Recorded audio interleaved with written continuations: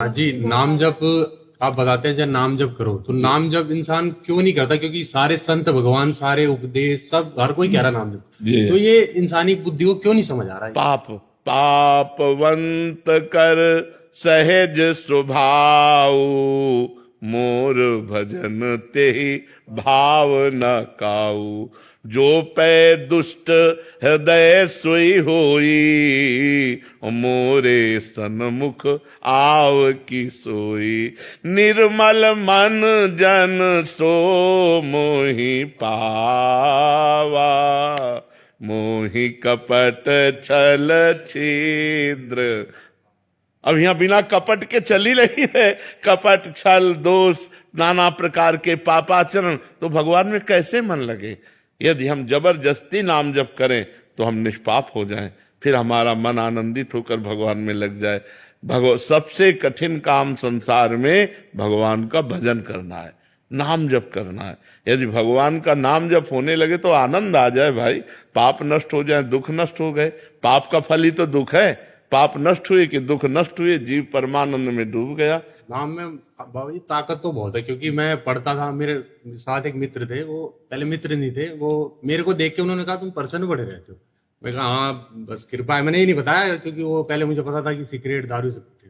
तो उन्होंने मेरे से एक दिन खुल के बताया ऐसे ऐसे मेरे घर में थोड़ा ठीक नहीं रहता, मेरा कभी कभार मन करता मैं प्राण त्याग दूं। मैं कहा फिर मैं कहा यार ऐसे क्यों कह रहे हो आप? मैंने आपको बताया, मैं कहा ऐसे ऐसे हमारे महाराज जी हैं, आप 20 दिन सुनो लगातार और खाली नाम जप करना है 24 मिनट, जैसे आपने बताया एकांतिक सुनता मैंने बताया।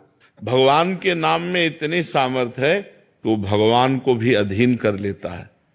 भगवान देखो, सुमिर पवन सुत पावन नामू, अपने बस करी राखे।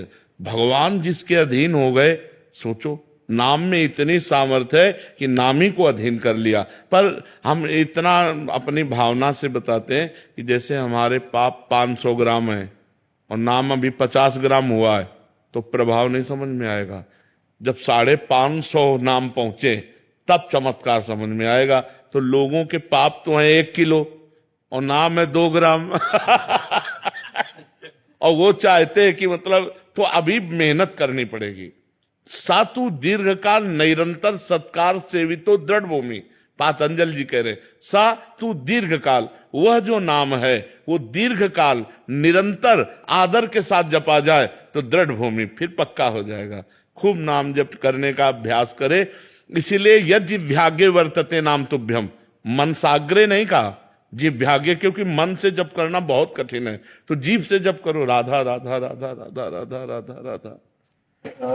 जाने अनजाने में किसी को मारना गलत है, जाने अनजाने में नहीं, यहाँ ध्यान देना है, अनजाने में और जाने में बड़ा अंतर। तो फिर जब पूजा कक्ष में जब घर लिपते हैं तो चींटी कीड़े वगैरह रहते हैं, तो उसको जब लिपता हूँ तो वो उसमें देखो, उसमें अपने लोग भी सेवा करते हैं।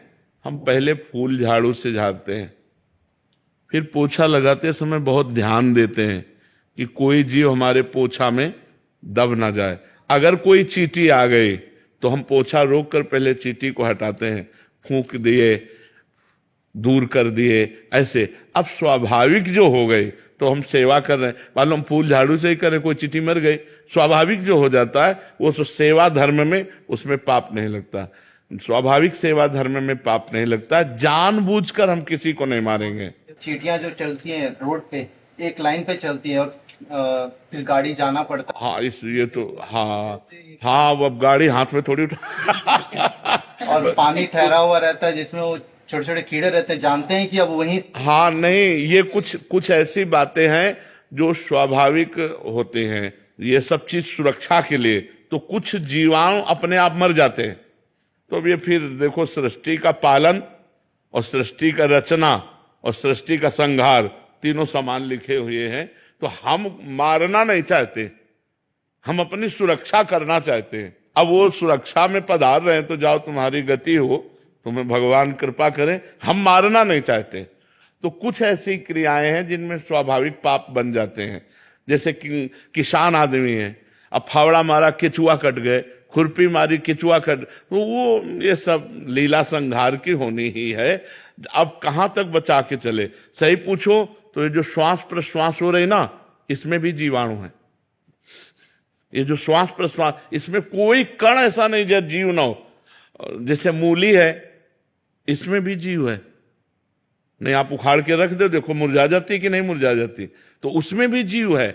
गेहूं है, उसमें भी जीव है। गन्ना है, उसमें भी जीव है। तो जीव बिना जीवे नहीं। तो जिसको शास्त्र ने कह दिया कि ये तुम आहार करो, वो हमारे लिए ठीक हो गया, और जिसको निषेध कह दिया वो नहीं। जैसे हमारे लिए अन्न, फल, फूल, ये सब जीव ही हैं, सब जीव हैं। जीव बिना जीवे नहीं। हमारे लिए शास्त्र ने जो निर्धारित कर दिया कि ये आपका आहार है, वो जैसे सिंह है, वो गाय को जबरदस्ती बलात् मार करके खाता है, उसके लिए कोई अपराध नहीं, क्योंकि उसका आहार निश्चित है। वो बलपूर्वक हिंसक स्वभाव वाला, वो जिस पशु को चाहे मार कर खा ले, उसके ऊपर कोई पाप नहीं लगेगा, लेकिन अपने लिए बहुत बड़ा अपराध लग जाएगा। तो अपने लिए जैसे मूली उठाए, उखाड़ी, उखाया, कोई अपराध नहीं।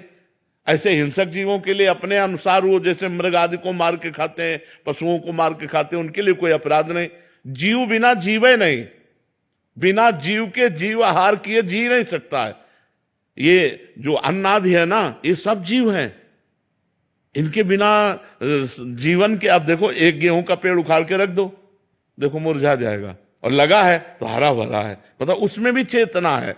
तो इसलिए हमें बहुत गंभीर रहना है, जानबूझकर किसी जीव को मारना नहीं, लेकिन अपनी सफाई के लिए, अपनी सुरक्षा के लिए ऐसा कुछ करने पर अगर ऐसा होता है तो भगवान जाने, अपने कोई जीव को मारने का उपाय नहीं करते। स्वाभाविक, गाड़ी जा रही है, बात सही है, वो चींटियां लाइन की लाइन है, अब वो 4 पहिया की गाड़ी क्या करे, हाथ में थोड़ी उठा दे। साइकिल है तो उठा के कोशिश भी करे कि निकाल ले, और कोशिश क्या करे, 7-7 लाइनें होती है, 1 लाइन, 2 लाइन, 3 लाइन, 4 लाइन, अब कैसे करे, वो तो मतलब हो ही जाता है। तो ये विनाश लीला भी भगवान की, रचना लीला भी भगवान की, और पालन लीला भी भगवान की।